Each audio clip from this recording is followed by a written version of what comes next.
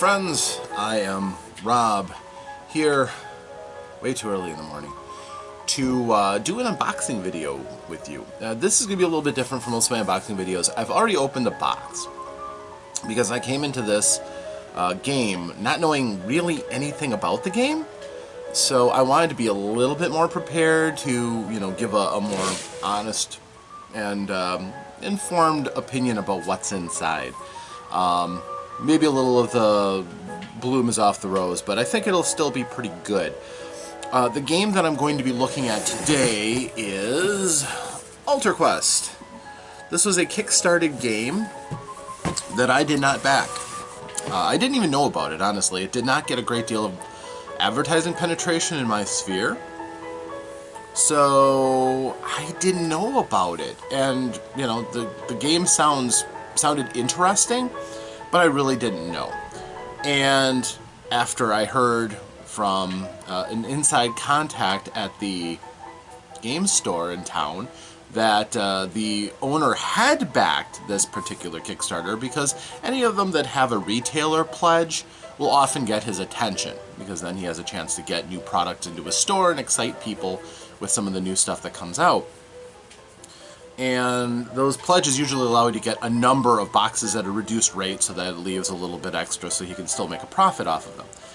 And unlike many of these, he also got a stretch goals box, which is just as big as the original. So I thought I would take a look at these, and I'm going to have to break this into multiple pieces because there's a lot between these two boxes. But I left everything pretty much as is, except that I opened up the decks of cards. This is a card-driven game, and I'm going to take everything out basically the same way that you would if you opened up the box for yourself. So let me introduce you to my new miniatures-heavy game, AltarQuest. Alright, we have AltarQuest here. And the box just opens up. It's a little tough. The air drag inside is substantial, but you pull the sides open just a little bit, let air in, and boom. Alright, we have some literature. There is a story guide for their in-box campaign. Yes, this game has a campaign, which is a bit different from the scenarios in Massive Darkness. And I'm going to be comparing this game to Massive Darkness a lot. You'll see why very shortly. Instead, this has an idea for a campaign that you can run for characters so that you can go scenario to scenario, improving your characters and keeping any adjustments you make along the way. It also, of course, has the rule book, which is substantial, but it's full of examples. It's actually not very complicated at all. Mostly because most of the rules are going to be delivered to you via the cards that you're going to use. So, all in all, it's fine. And very easy to look at. Large text, I like that. And, yeah, full of pictures. Then we have the game board. Unlike Massive Darkness with its tiles, this one uses a game board. And I'm going to use a comparison that again, you will hear over and over again. This is much more similar to HeroQuest, in that you have, instead of a variable layout, you have one huge, massive board, which looks really, really cool. And I have seen from HeroQuest how you can take one of these boards and you can run all sorts of different adventures off it. Notice that you've got the different colors in here. It's very rich color-wise. And it has bric-a-brac here about as a dungeon would. It also has different styles of tile. You have some that are nicer, some that look like they're common dungeon stone. It's a hodgepodge that doesn't make a lot of sense as far as, thematically. If this was a ruin, you would think that you would have some things that would be more in common, but I'm not going to quibble. It's perfectly fine for breaking apart different rooms and showing you what you can have access to. Okay, we had 5 sheets of tokens. This has got a lot of tokens, but all of them have their own designs on them for various reasons. We have the torch. And I have not read the rules exhaustively. So all I've done is separated out all the different tokens. These are armor tokens. All of the different tokens into their respective groups. These are the symbol of the mainline quest. This is designed to be expandable. So, not entirely sure what those are for. I am going to have to learn by the time I play it. These, I believe, are threat tokens. And really, if you don't have a bunch of these kind of bags lying around, if you're going to be playing these kind of games, it's a really frightfully good idea. What I did was I took the different colors for the players and their turn tokens and put them all into separate baggies so that I can just hand these out to players. They just pick a color and they're good to go. So there's red, blue, yellow, and green. That's pretty standard. I have these 1 value and 5 value coin things. Again, not 100% certain on these. I have wound tokens. These are fairly obvious what these are. There's 1 value wound tokens, and we have some 5 value wound tokens, which will mostly be for the players and the villains of the game who have that kind of punishment they can take. These, I believe, are focus tokens. Focus is a currency that is used to help your chances out, I think. Other players' turn tokens. And then we have random elements, pawns for allies. You can have allies that come along with you, and from what I understand, some characters, the strategy behind them is that they have their ally that helps them out, and the dungeon start square. And then these are supply tokens. Supplies are used to represent the gear that your characters would bring with them, not just the weapons and armor, but the other things like rope and tackle and things that help you to succeed at various tasks. We have 2 different kinds of dice. These are altar dice. They're 6-sided dice with each of the 6 faces are the 4 elements: air, earth, fire, and water, and light and darkness. They represent the magical influence that altars have on the game, changing what magic you have access to periodically. And as you use it, you re-roll the die. So you could end up replenishing the same element that you need for something else, or not. And then you have the general dice that the game uses. They again have 6 faces, and their options are, from what I've read, these little starbursts are success. There's one that is a... Well, let's pull one out. It's a little easier to see outside of the bag. And I suspect in times to come I will be using these quite a bit. Now, I know that they're prettier, but I'm a little saddened that they didn't use a solid color for these, because it would make it a little easier to read them. For those of us whose eyes are not 100% anymore, but, oh well, pretty dice are fun too. But to pull one of these out, you have the side for success, that's that starburst. And you have 2 facings of that. You have one with a starburst with a ring around it, that is a critical success. You have one with a starburst and a focus token. That means, in this case, that it gives you both a success and counts as a point of focus. And focus, which matches those tokens. So, when you try to succeed at something, you roll at least one of those dice, depending on how good your statistics are. Your characters do have statistics. So, there are all these different cards here in place. They come in sealed decks, but I've opened them up.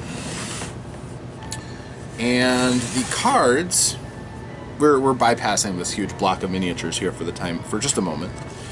It won't take very long. But I've sorted them out. You have, each quest has its own deck of cards. For example, the cleansing. And in those decks are everything that will happen through the course of that particular quest when you run it. When you play, the group picks one of the various quests that are available. In this one, there's the cleansing, the escape, the hunt, the rescue, the search, and the showdown. I think the showdown is the big bad evil guy face-off. The other ones are kind of what lead up to that point, but because you can pick them in any order, chronologically, it's not as important. Then you have the character decks. You have Quella the Wizard here. And she's kind of like showing off some body transmutations in that, which is kind of cool. Myrene Duval, she is your warrior, rocking a really cool set of armor. I should show you the picture. And a spiky shield. You've got Rowan Laughlin, who is your halfling thief, or rogue if you prefer. And then you have Cedrin Highmoor, who is your healer. Now each character has a couple of cards. First of all, the majority of this is their deck. That's all their abilities and things that they'll have access to. Some of which use magic, which the altar dice help with. Otherwise, each one also has a statistic card that you keep out in front of you, so that you can refer to what your various stats are. This has basically attributes that approximate to the D&D. You have their equivalent, although the names have changed, to strength, dexterity, constitution, intelligence, wisdom, and charisma. And it has those various stats. It has their defense rating, which is the shield in the corner. It has how many hit points they can take, how much health, and yeah, those are the numbers. And then you have two cards. To the best of my knowledge, there's only two, which start out as the equipment that they begin with, so that they can start out defending themselves or protecting themselves in some way. The Star of Aluna and a steel mace are the weapons of Cedric Highmoor. No fancy armor and everything, but there is equipment that you can get through the game too, and we'll talk about that. And then the rest are playable cards, which you will see when we get to a playthrough of the game. Then you have the monster minion cards. Different creatures. In this one, they have three. They have the Frogs, which are a neat frogman race.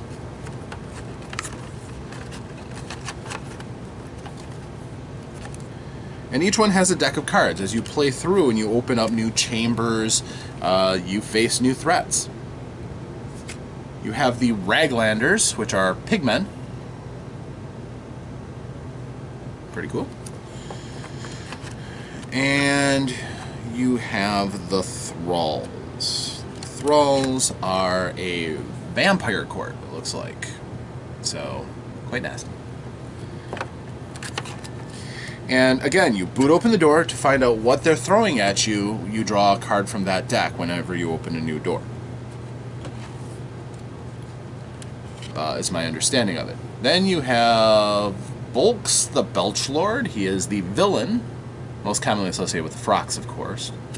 Although, from what I understand, you can mix and match. So you could have Bulks the Belchlord be the leader of the Thralls if you wanted to.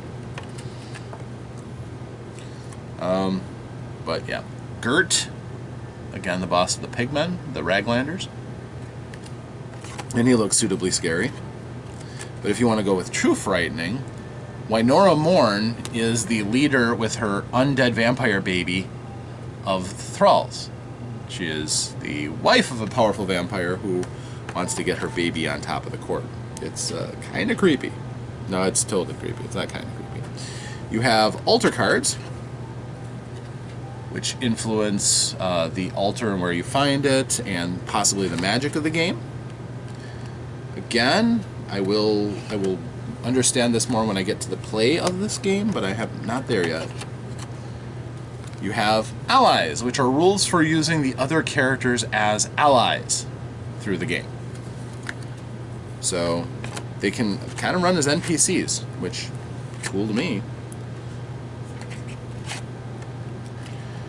You have a small deck of enemy upgrades. I'm guessing this is in the campaign mode. Your characters can become more powerful. It only makes sense that the monsters would become more powerful too. You have a deck of equipment cards. These are things that can give your character more abilities and powers. I've seen suits of armor and weapons and things. Just picking one at random, we have a dazzling sash, which looks cool.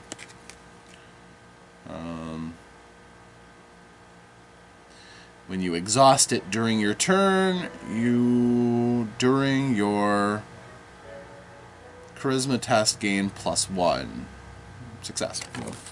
That's cool.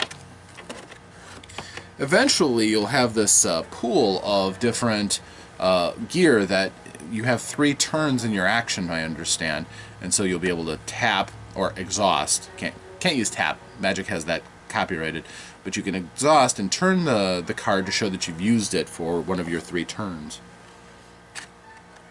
So we've got equipment. We've got a small deck for features. The features are determined, again, at random in the room, and those are going to be the furniture and things that you can find in the room that can be searched to give advantages and abilities to your characters, which is pretty cool. And then you have lurkers. These are special creatures that can pop out right next to your character, striking out of the shadows. If this was Massive Darkness, the equivalent would be an ambush encounter in Massive Darkness. And then you have the campaign cards, and this again helps if you're going to go level by level, exploring through the various stories of the Out of Luxon campaign. And there's a variety of cards for that. That's got me very excited, so I'm looking forward to trying those out. And then you have a card for the campaign pool. And a journal card. Not entirely certain what those are for, but exciting nonetheless. And then you have some kind of cheat cards on showing you how to take the various turns and such. That's outside of the purview of this, but they'll become handy, I'm sure, when we start doing playthroughs. Alright, now let's look at these fabulous miniatures, because I can't stop myself from looking at miniatures. These are stacked up, so this will be the miniatures for the basic set. We'll start with the bottommost row first. Now these are going to be your minions, the kind of things that you're most commonly going to find as you enter into these dungeons, and each one has 5 of them. I'm beginning to suspect that you'll probably face a number of these creatures depending on how many players are present. So, this is a Raglander bomber. He's got a barrel of explosives on his back and he's holding a bomb. Nice detail to it. And I'd like to start off by saying that I do appreciate how they went and used different monsters. It would have been easy just to use generic goblins. Instead, they have frogmen, and they have pigmen, and vampires, which maybe the vampires are a little bit more common, but they're still not unwelcome. Then you've got this guy with a big beating stick. Another one of these Raglanders. These will be fun to paint. You can make these guys as grotesque as you'd like. And again, there's 5 of each of these, which is really helpful if you are going to be starting out and collecting miniatures, to have a group where you can put out a bunch of miniatures at a time. These are gargoyles. Probably my favorite gargoyle mold of all kinds. Perched on this pillar, looking very nasty. Classic Gothic gargoyle. Lots of fun. Again, 5 of those. So yeah, they fit in a little bit more awkwardly into their tray, but they're really good. Then you have a Shrieking Lady. She's one of the Undead Court.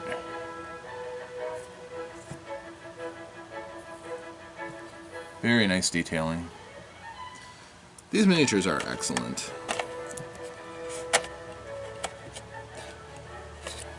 You have this is another of the Raglanders. I'm guessing this is going to be the smaller, more melee-centric of the lot, wielding 2 curved knives, short swords. But, yeah, it's pretty nasty. Not the kind of thing you want to see bearing down on you.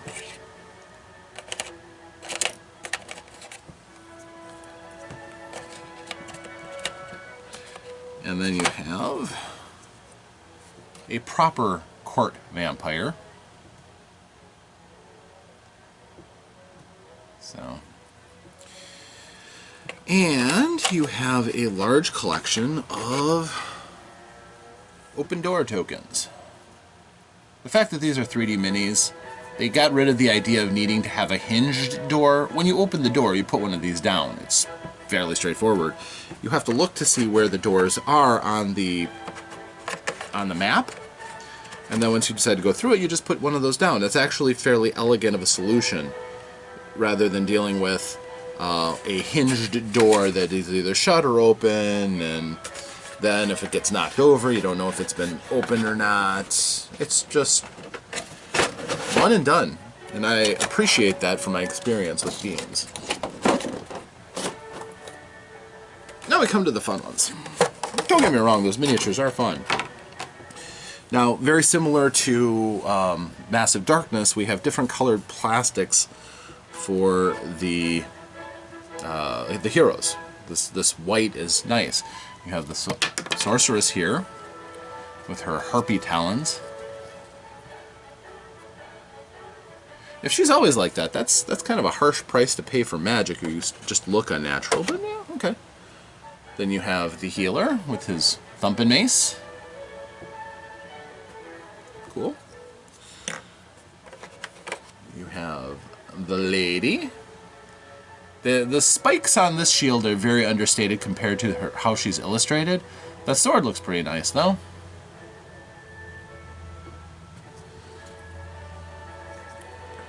And then you have the halfling clique.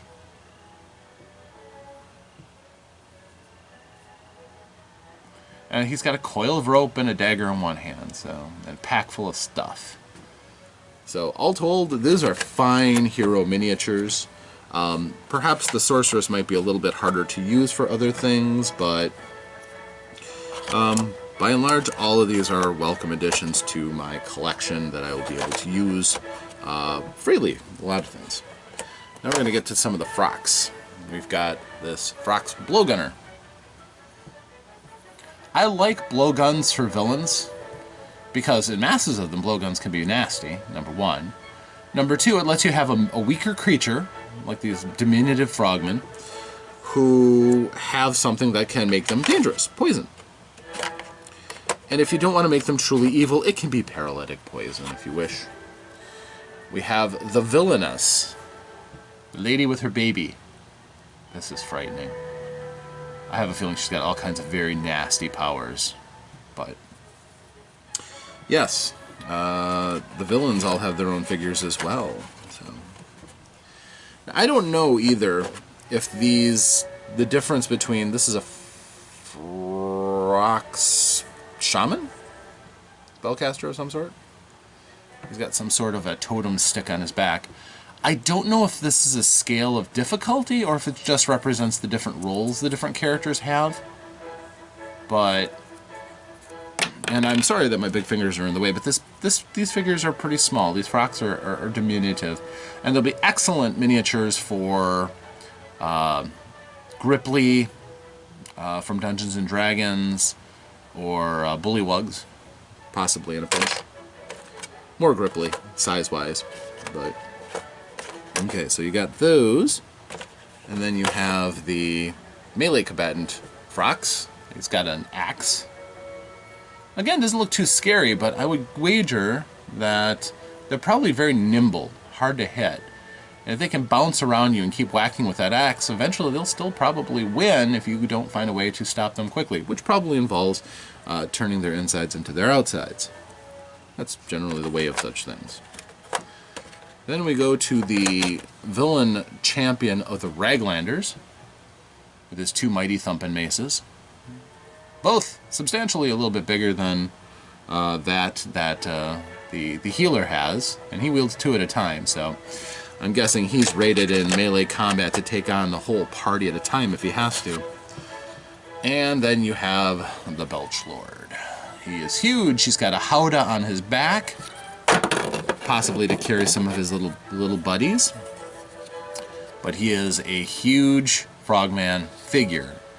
And this would be a fun one to stat out for 5th edition Dungeons & Dragons, or any of the other games you might want to port him over into. And he's definitely one of those characters that is not likely to have an analog to another game. So if you want to surprise your players and have a homebrew creature pop out, games like these are usually an excellent source for something like that. Then we have a large locked chest. This chest is massive, by the way. It's, well, actually, if you're looking for an old sea chest style, this is pretty appropriate. Nice clean lines on it, too. This will be easy to paint, which I look forward to. You've got a magic mirror. And this is a well-molded miniature. It's got a stand, so it's upright. Very nice. I'm probably just going to paint it silver, though, without, anything to copy over. Then you've got a very thick, admirably thick bookshelf. I appreciate this is all one molded block. Very nice. Painting in there is going to be challenging, very challenging, but pretty cool. Whereas HeroQuest had all these little bits that you could put on top and everything, that isn't really necessary. And the one molded piece looks great. Then you have an altar. Very cool fountain. I think this also serves as an altar. So, beautiful structure. And again, nice pieces like that to paint would be very welcome. You have a fungal patch. Mushrooms. Mushrooms are great because you can paint those any color you like. You can go into phosphorescence. You can break out the pinks or you're making them nauseating purples, and it all works fine. Then we have a weapons rack. This is a fairly solid and deep weapons rack. I know other games just generally have it as a very thin, small piece, but this is well supported so that you will be able to just put it into your dungeon and not worry about getting jostled and knocked over all the time. Then you have another proper, more primitive looking altar. Now, from what I've read, the idea of the altars is that at one point there was this vanished Lich Lord who welled up all the power of the earth, and wherever it outbreaks, upspring portals to its power that coalesces these altars. So controlling these altars is a very big deal for the bad guys of the game. It's also something that the players want to lock down so they don't become a threat. And the last piece is the alchemist table. All kinds of bottles and scales and again, looks very cool. This one will also be, I think, a lot of fun to paint. So, looking forward to that. So those are the pieces that you find in the basic set for AltarQuest. I think also interesting, they show off some of their other products. Buddy Cop, which I don't have any of these, so, they give me some ideas. Street Masters, which is about street fighting games like Street Fighter and Streets of Rage and things like that. AltarQuest, Ruins of Darkenspire, which is an expansion. This is good use of the sides of your product. And then Hour of Need, which is a game based on superheroes. I think that's a really smart move to show off some of your other products and to get people excited for what else is in store with a particular game. So the tokens generally have to fit back into the depression left over by the cards for the most part, and then you can just kind of scatter them around. And this all still fits in the box fairly comfortably, even with the extra space taken up by having punched out the token cards. As you can see, it all still fits out pretty well, and is organized fairly well too. It all lays together. There's only one way that it can go. It's not as confusing as a game like, oh, say, Massive Darkness could be. I have spent literally 2 hours putting all the pieces back to a game of Massive Darkness. That's not going to be the case with AltarQuest as much. So, we have these stretch goals. And they give you a sheet that gives all the contents that are inside, but I'd rather show than tell, so we have another game board. So doubling the game board, so you're not looking at the same board again and again, is brilliant. Absolutely brilliant. And the layout is slightly different. The theme is a bit different. This looks a little bit more like a kind of a standard-y dungeon. It looks similar to HeroQuest in terms of having light and dark patches, which is similar to Massive Darkness, and it has a little bit more unified feel for the various rooms, that they're all tiles in some sort of a ruin for the dungeon. Color schemes too, it's not all over like some random far-flung architect decided he was just going to go crazy with color and have a good time with it. So that's cool. We also have, again, more dice. These are different colors of altar dice to kind of make it a little easier to tell which is which. So they're colored dice. I always like those. So I find that to be preferential. We have decks of cards again. And you might be saying to yourself, is this drastically going to complicate things with the other set? Not really. Because again, you're basically limiting yourself to the players deciding one type of threat and one villain. And that's what you're going to go after in each scenario. So just having access to more isn't going to necessarily make this more complicated. So in this pack, we've got a hero character and a monster character. There's a reason for it, why they're both together and separate. It's because this character is a werewolf. So you can have your human side, who is kind of like a ranger, and then he has his werewolf side. Rawr. He isn't under control like Canthrope, however, so it's not like he's going to dangerously go and rip through his own party. That's why they're together in their own separate place. That does make him a bit more complicated, though, and it's something that I wouldn't give to somebody who hasn't played the game at least once, so... But that is definitely cool.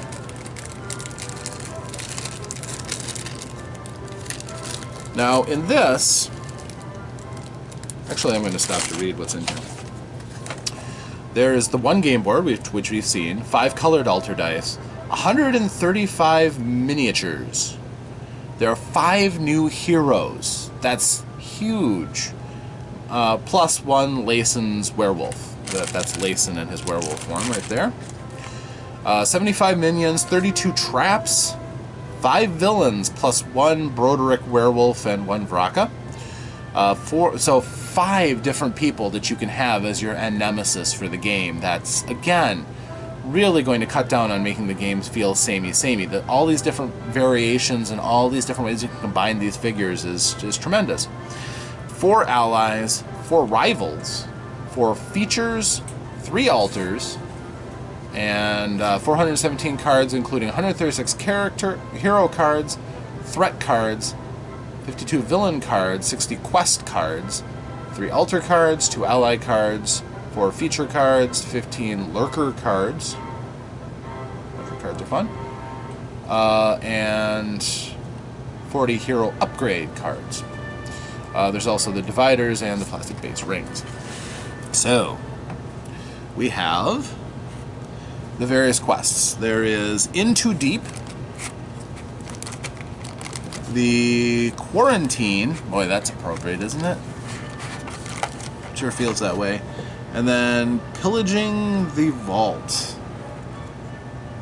Now, one thing that I noticed the theme of the characters as I was looking through this the first time is that the characters aren't your archetypal heroes. Well, you have a werewolf, for one thing. One character is a bounty hunter. These seem to be a little bit dirtier characters as far as your hero, quote-unquote heroes go. But we have the player decks for the following characters. We have... get over here, you. Broderick Heston.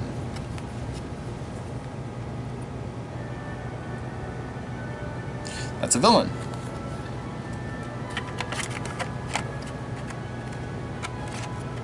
You have Vivian.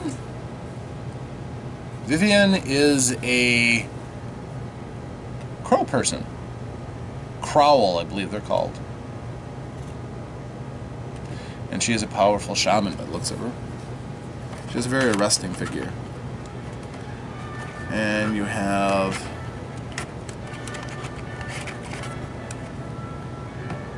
Billy the Kindler. The other race are goat folk. Billy is a pyromancer of their group, and he's their villain. But again, the opportunity of switching things around and changing things makes that interesting. Then you have Rancidian. Rancidian is a mutant rat man, with all the other rat faces coming out. This is what you take the idea of a rat king. Rats who live in such close proximity that they kind of fuse together and take it just too far. Very creepy. And you have Morgan,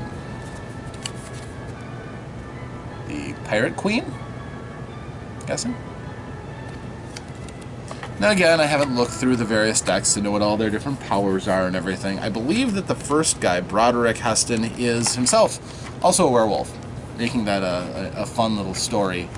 And a personal challenge between Leighton and Broderick. So, werewolf on werewolf is kind of cool.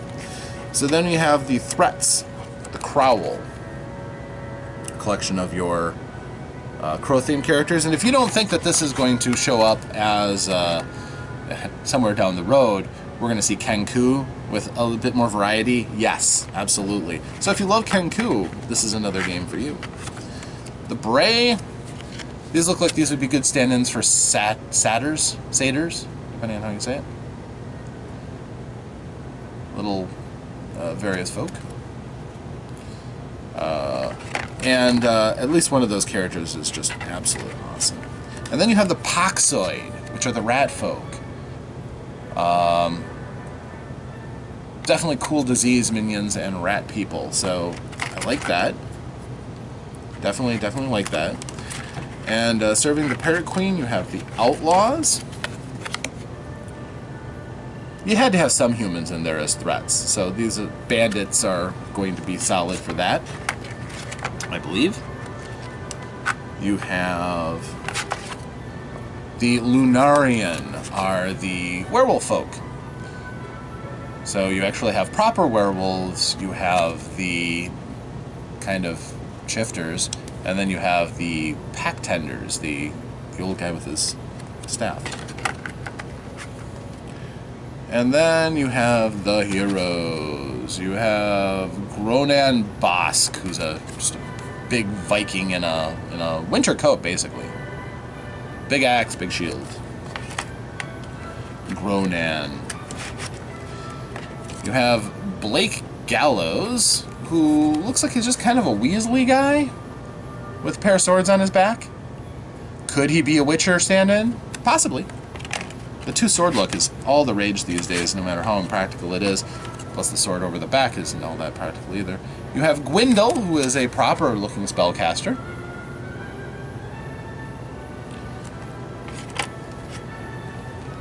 Now, another thing, too, that I do think is pretty cool about these is that they have a card in them dedicated to kind of outlining the purpose, the mindset behind each character so that you can kind of go into them knowing more of the story. I think that just dropping generic characters into a setting like Massive Darkness did is a little bit of a disservice, although it allows you to tell your own story. But, yeah. Then you have Van Geyser. Van Geyser is probably the most standout-ish. He's a reverse centaur. Body of a human, head of a horse. I think that's awesome. Very, very awesome. And I'm immediately going to make a race of them and put them into my role-playing games. And then you have Leighton. Leighton again. Got some mystical powers. Got an orb and a bow. But he's a werewolf. So, the difference is this one has more miniatures than the basic set did, which would have made this extremely attractive to people who were up on the Kickstarter. I know I'm sold by masses and masses of miniatures. And again, I was fortunate enough that my hobby shop, when they got the retailer's pledge, got the Kickstarters with them. Because, yeah, 3 trays of miniatures. The first one takes up the entirety of the bottom of the box. So, we're just going to take these out of here, I think. And again, we've got masses of miniatures for the common minions. 5 of each. Here's your basic lurking crow person with a crossbow, small crossbow, in hand. So he's going to serve as your missile troop. Again, I'm suspecting that they're going to have high stealth levels for that race. Then you've got a small rat person, one of the Poxoids. Again, probably more of your lurker type. Very cool. Now, one of the things I showed you that there are lurker cards.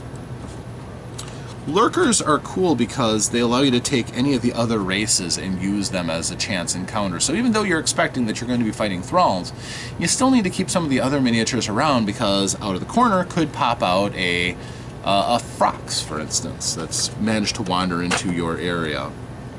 So here we have a small thief with the dagger out for the outlaws. Never too many halflings around. Never too many.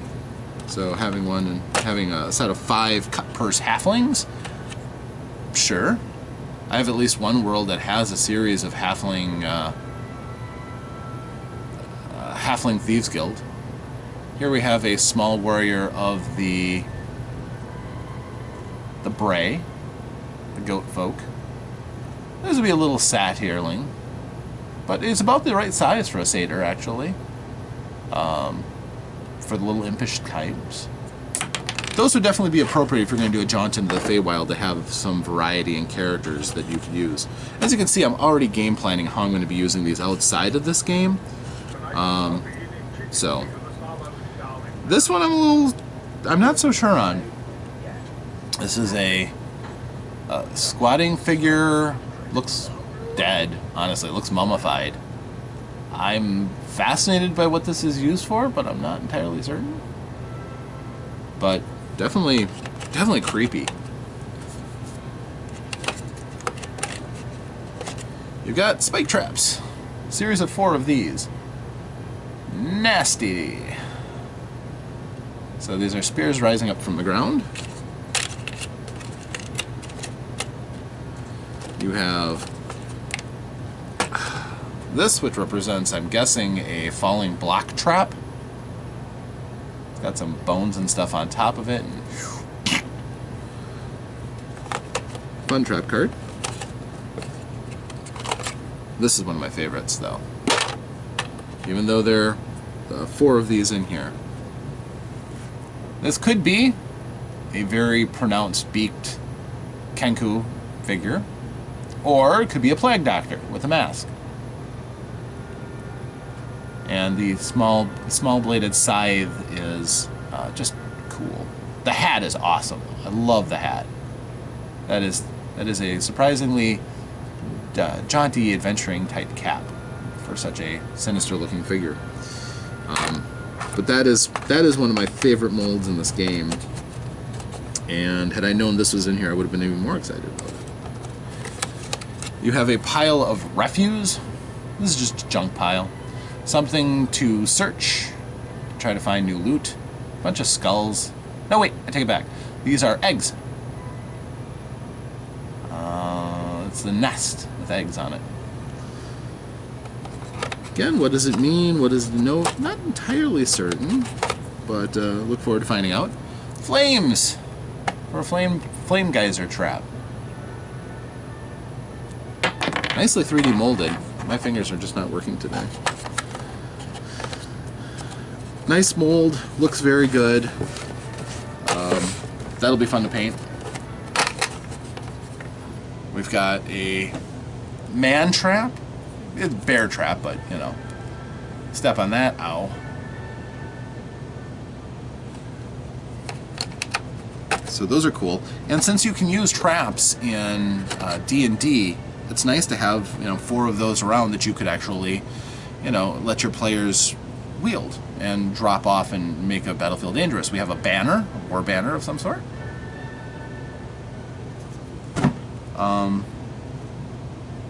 Not much of a design, so this would really open you up to painting however you'd like. So that's kind of cool. And there's 4 of those as well. There's been 4 of all of these trap things that I've shown you so far. Then we go with the Fukll wizard. And if you are going to make a Kenku wizard of any sort, this is perfect. Or, you know, considering that the staff is a little on the gnarly side, a Kenku druid would be cool too. Certainly. And we have an outlaw archer. Good bandit archer. Never a bad thing to have several of them. And then, this is kind of strange. They use the white plastic molding for this piece. But there's 5 of them, suggesting they're a minion. So it's a little odd. But it looks like this is another one of the outlaws. So the choice in plastics might have been a slight mistake there. Not sure. Again, haven't read the rules enough to say definitively that that's an oops. Then we come on to another tray full of minions. We have a Bray spellcaster. And now there aren't nearly enough races in Dungeons and Dragons, I think. Being slightly sarcastic there. But this would be a fairly easy one to stat out.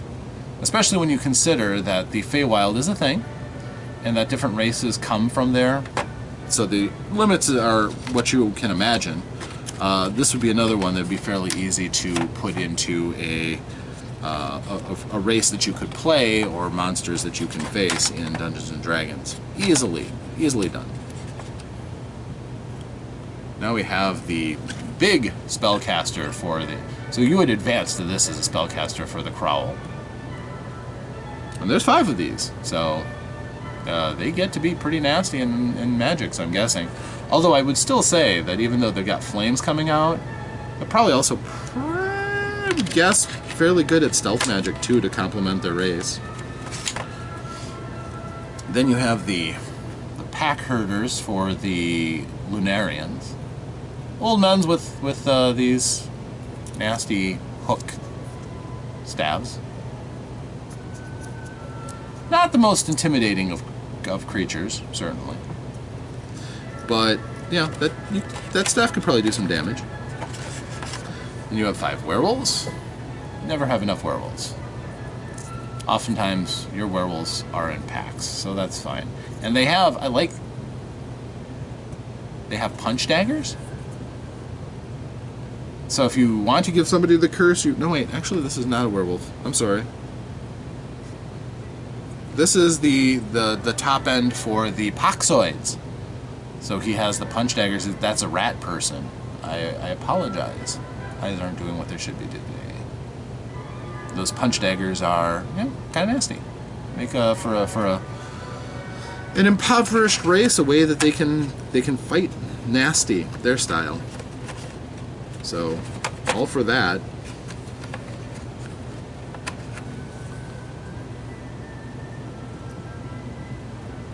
And then we have crossbowmen. Again, I think these are the outlaws. nice heavy-duty crossbow, though. Good change up. If you want to put a bolt through armor, you want something substantial, this would do it. So, also showing affinity for both genders. You got male outlaws and female outlaws. I think they do a good attempt to include diversity in the people you're going to be splattering with your heroes. The reason why I knew those weren't the werewolves is because these are the werewolves. There's 5 of them, and they are every bit the werewolves that you imagine. Big claws, wolfen face, teeth, arr. So, werewolves. Those are, again, the Lunarians. Here we've got the top end of the Bray, and these characters. I thought, the first time I saw them, that these were demons with a huge executioner's axe. But no, these are the top-end warriors for the Bray, giving them some teeth and possibly putting the hurt on somebody in a major way. 5 of them. So, which is good. You got to have something to be concerned about and give your melee characters something to realistically fight. And then you have a Crowl with a pair of long daggers. He might be their melee fighter. And while those daggers are almost as short swords, with the right dexterity, stabbing those in joints of armor and the such, especially if you are dexterous enough in your cloak to avoid incoming attacks, you can be deadly in such a position. Especially if you get inside the range of people with heavier weapons. So, okay, those are all those minions. And again, too, thinking in terms of what can I do with this for other games. Dungeons & Dragons, a host of Kenku, a lot of satyr characters. If you think satyrs are just little weaklings with their panpipes and everything, then pull out that guy with the axe and teach somebody the other options. Could be very interesting. Then we go with the final tray. This is the last of the Kickstarter expansion. We have the villain for the Crowl with her giant spell effect. So she is a dagger in one hand and spell effect in the other. Very scary. That's one of the first things that you see when you open up the box. It's like, oh, wow, that looks intimidating. And she should be, as a villain. Now we come to the hero characters. We have the spellcaster. Nice pose. The spell effect on top, staff in the hand. I'm sure she'll be a lot of fun to play.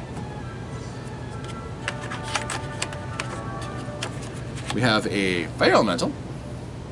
Is this an ally of the spellcaster? Maybe.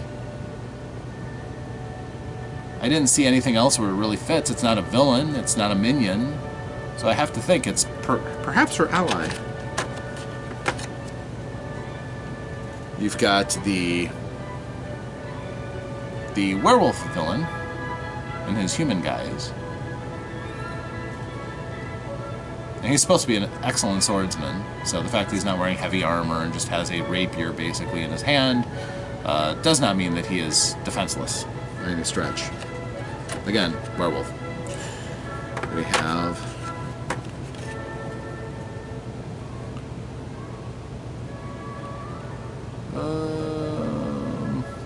not sure who this is. Kindly old spellcaster or deadly menace? You decide. But yeah, if Yoda were a human, right?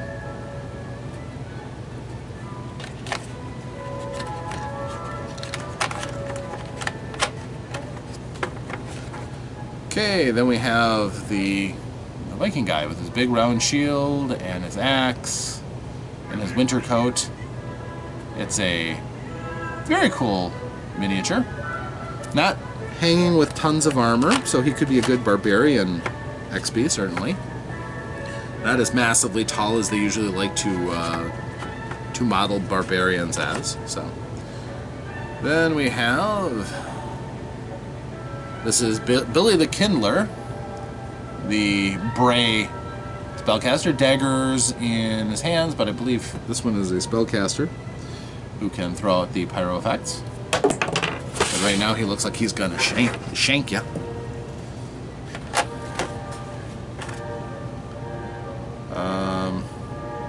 Can't recall who this is.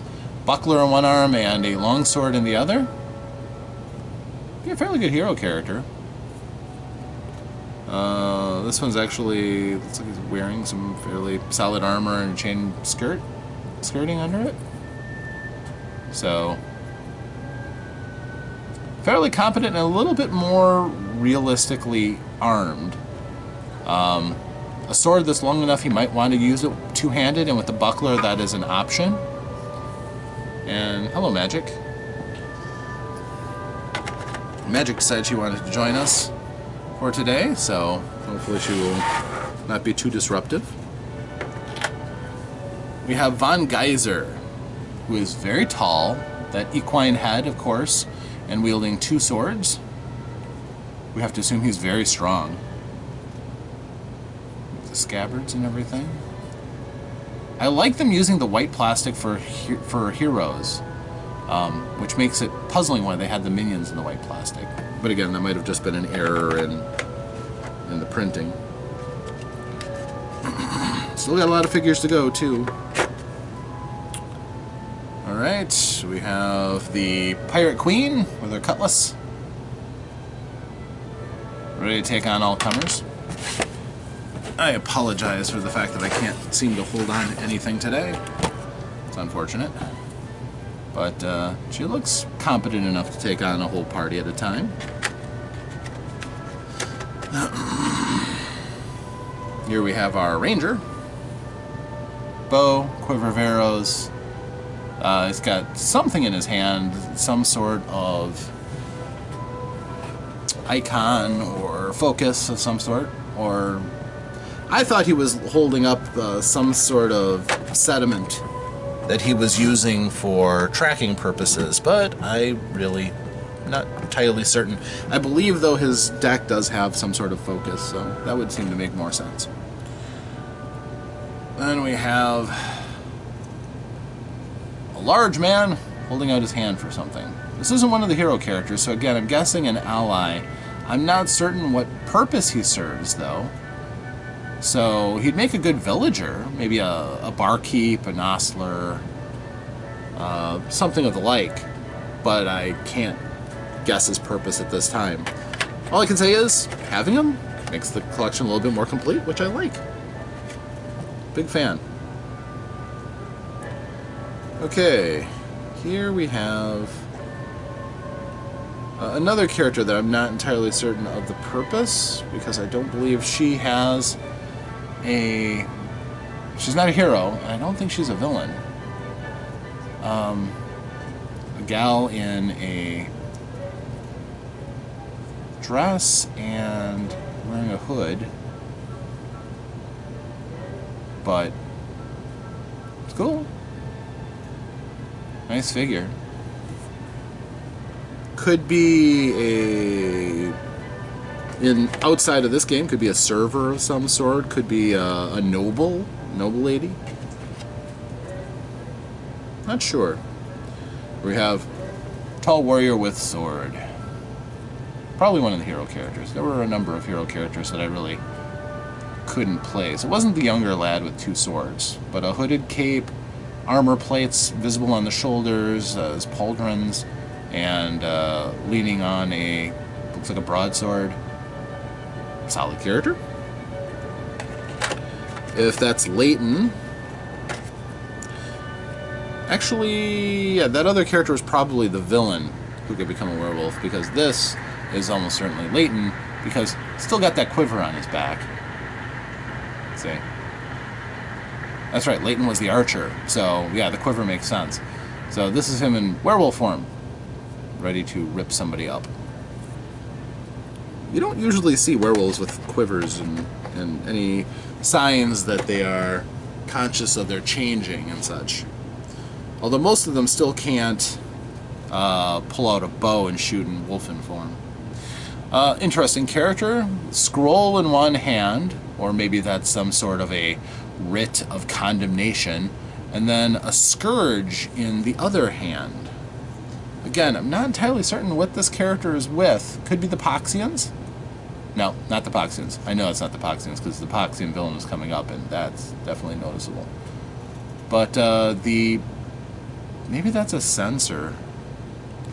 Either way, I'm not entirely certain what this character is, but it's definitely a dramatic and interesting character. Could be fun to create as a player character. Could also be fun to have as a villain to face with your heroes.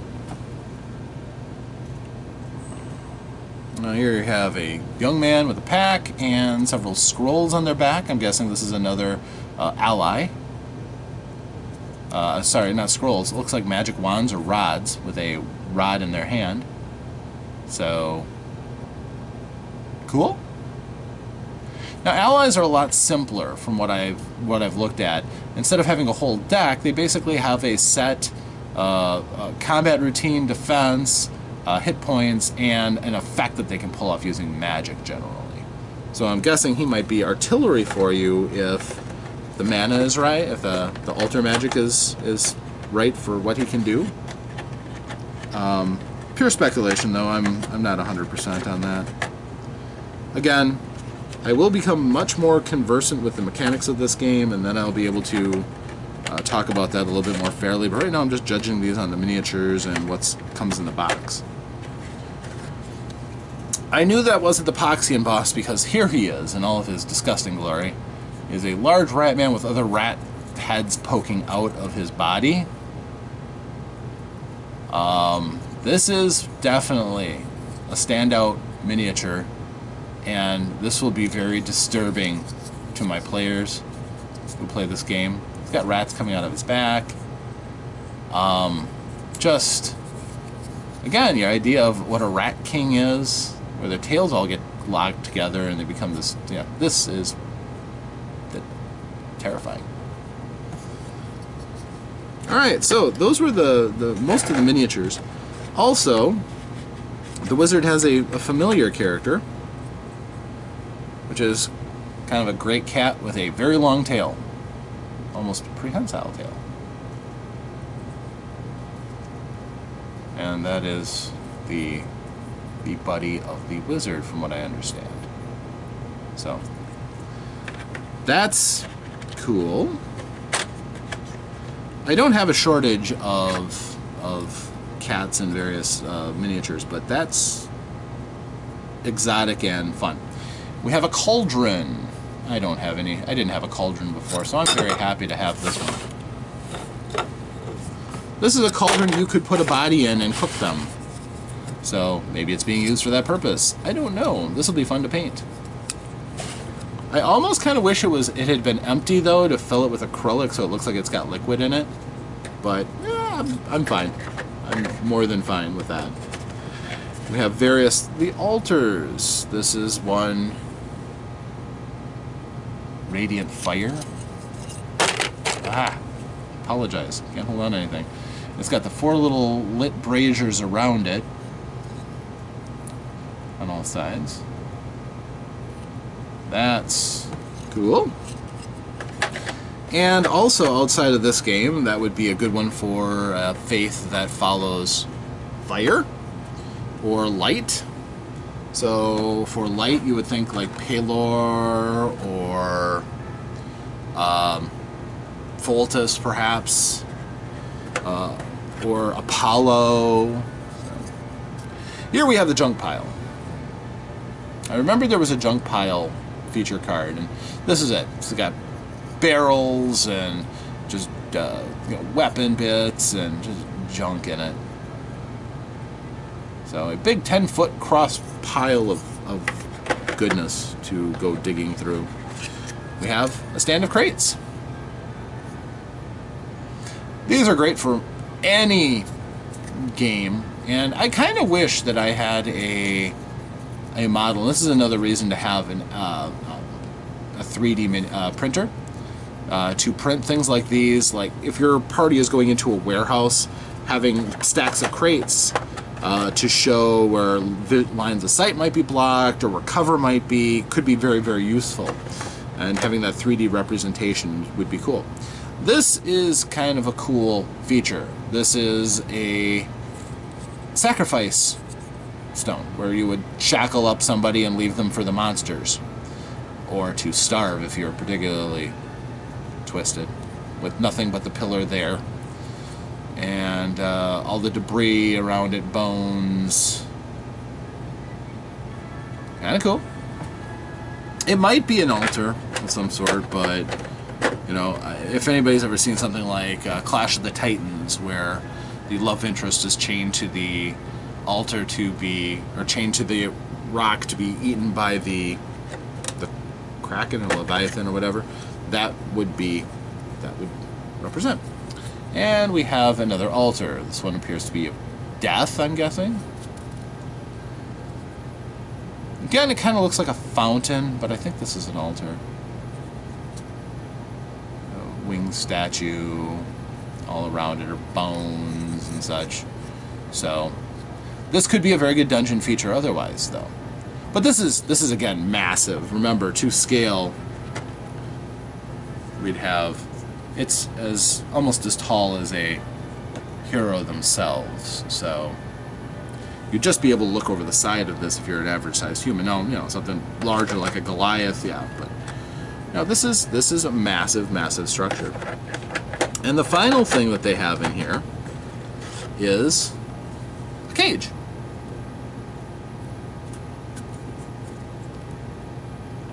Not a cell. This is definitely a 3D cage, and it comes off of the base, so you can put a character inside of the cage, which gives it a little bit more functionality, honestly. So 10 foot by 10 foot across, yeah. There's things that you could do with that. So those are the miniatures that were in the expansion set for AltarQuest. As is often the case, when you have one of these Kickstarters, you have to include a lot of splashy things to really get people's attention. So that examines why there's so much that's put into this expansion box, which would have been given away basically for everybody who bought into it. So, all right, now that we've looked at that, let's just do a quick overview, and we'll talk about what we've got. So we have AltarQuest. It's a mix of a lot of different things, is the vibe that I'm getting out of this, without having gone in deeply and tried to play the game or understand it from a play standpoint. Aside from just glancing through the rules to get an idea of certain concepts, you know, what the dice are used for instance, how you go from room to room. A couple of things that I've noticed. Number one, the comparisons to Massive Darkness and other cool Mini or Not games is hard not to make. You have lots and lots of minions. Not quite as many as Massive Darkness, because again, you are often going to be dealing with a group of up to 6 people, and having to have a miniature for each one of the heroes to take on, or in some cases 2 for every hero, meant that you had to have 12 of each minion. So that was a lot. And also what attracted me to that Kickstarter, to be honest, I wanted all those miniatures. So when they put in that as an option, and they just piled more and more and more miniatures, it became an irresistible call, which I ended up getting into. This one did the same, but in a lot of ways, they kind of follow, in their design principle, other games. Like, well, the first one I would say is HeroQuest. You resolve success and failure with dice. Although, by having all of the other character options open, you have more of a role-play style game, almost more like a Dragon Strike, where you can actually play a light role-playing game with the rules that are included here, which is cool. You have a small collection of heroes with the basic set, more than doubling that with the expansion and throwing in some different ideas like werewolves, genius, honestly. That would have made this very hard for me to stay away from. Very hard indeed. And then when you add on, again, more than doubling the number of villains, going from 3 to 8, it's pretty huge. Throwing in 3 more quests. Okay, they didn't double the number of quests, but now you have access to almost 10? 9 or 10? That's pretty solid and gives you a lot of different play options. More threats. You've got, again, the Crowl. I'm not a huge fan of Kenku, but I might become some now. It just seems that there's too many limitations on how they play, that they can only say things that they've heard before and things like that. It seems a little silly, but you've got those characters as all the different range of different moldings now and images, which is kind of cool. You have these Bray, these goat folk, which again could be native to a world, could be from the Feywild easily enough in Dungeons and Dragons. I have no problems putting them into any kind of fantasy world. It would work just fine. The Poxians, rat folk, they're common enough. I do have the rat folk from Massive Darkness, so I wouldn't have gone after this looking just for the rat folk, but honestly, that boss at the end, yikes. Very, very, very, very scary, very creepy looking. Works great for me. The outlaw folk, hey, it's good to fight some other humans. You know there are humans because most of your main characters are humanish. So, yeah, there should be some human nemesis, and that just makes sense for them to be in this game. Only added in the expansion, well, that's fine. Because I really love the Frocks. Again, they're going to be my Gripply, I think. And you also have those pigmen, the Raglanders. Again, you could easily put pigmen into Dungeons and Dragons or any other fantasy game without too much difficulty. You're already putting in all these other near humans as it is. So all told, the expansion set adds on more than doubling the number of different threats. That's amazing. All the different features, maybe not as varied as the ones from the main set, but it just keeps adding on more flavor, more different things that you can encounter. And because this is more modular, you can plug in what you're interested in. You want to use that cage, just take the card for the cage, set the cage out and play in the play area somewhere, and then just slide that into your features deck so you can come across it possibly. The villains look nasty, certainly. It sounds like there's an interesting and overriding story involved. I'm a little disappointed they didn't continue on or add another campaign into it, but the separate board is cool. I don't think this is a game that you're going to get tired of looking at the main board, but having another one is not a bad thing at all. All those cards, the huge amount of miniatures. This was a fantastic deal at the Kickstarter level. Now the Kickstarter was at $109 plus shipping. Shipping was going to be big because these are big boxes. They are heavy boxes, and that adds up your shipping costs. So if you were going to get this and you were going to get the Kickstarter along with it, you're probably going to pay about another $25 for shipping. So all told, about I'd say $135 to $140 in shipping added costs. This would have been a deal. A steal, less than $1 a piece for miniatures, including a variety of features and really unique characters that you don't find too often. The game boards, you could find purposes for those outside of the game too, but just for giving you a solid role-play light game, interesting. I can also imagine hacking this game. It has basic attributes, so it's really not that far off from a game like Dungeons and Dragons. So I think they really do encourage you to come up with your own stories off of this, giving you the tools to write your own adventures. And with the random elements of the decks of cards, you can mix and match all you want. Do you want to make one super deck with all of the threats thrown in? Sure, you could do that. You wouldn't find half of them, and I don't know if the villains have any synergy with the different minions, but if you wanted to, you could. There's nothing stopping you from just piling everything on and going all at once on it. The different traps, I'm sure those will be interesting. They certainly will show up in other non-AltarQuest games, I have a feeling, because there's some really nice ones. The red fire elemental and the translucent red plastic, I love those. I do. So I might end up stealing that one out of this box for something else. On the other hand, it's scalable, so you don't have to make it any more complicated than the base game. But having the option to add any of those other features is exciting and intriguing at the same time. Now, I am intending to play this with my group in a couple of days, and we'll see what they think about their first taste of this. We'll only be using the base game. I need to learn the rules by then, clearly. But all told, if you got this from the Kickstarter, you got a fantastic deal. If the game is not garbage, and I don't think it is, I suspect from what I've seen that it looks like it's well designed with basic principles that have been laid out already. I mean, again, HeroQuest made a very easy to play game that was fairly linear as a dungeon crawl.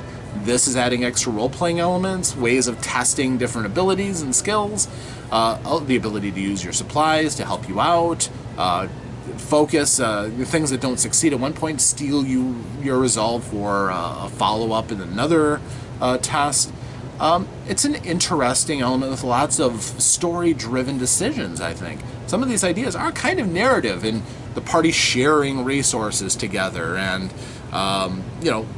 taking randomized elements from the decks of cards and building on to a complete story through either the successful completion of an adventure or everybody dying, or even one person dying, because if one person falls, the whole game is lost. So I think it's a great deal. I think it was a great deal when it came out. You're not going to probably find this at $110 now. When it comes out into stores, you're going to find the base game maybe around $100. That would seem to make sense. Sometimes those prices drop a little bit when you make it to the store. Fine. Also, you're going to find more often than not that you're going to find people selling these online. And it wouldn't surprise me if you found somebody selling both sets for over $200. Even my local store was selling them for $175 for the two sets together. And, well, I'm a friend, I got a deal, but it's still, even at $175 for both of these, knowing what you're getting into, a pretty good deal. But those who got the Kickstarter got a really good deal with this expansion. Just tremendous value there. So that's my opinion, that's my unboxing, sort of. So hopefully you enjoyed this, and if you are looking to stock up a collection of miniatures and getting some assets for a variety of games, or if you're just looking for a good role-play light game, AltarQuest gets a pass from me, certainly. I like it, I'm excited by its potential. I've got so many unpainted miniatures now.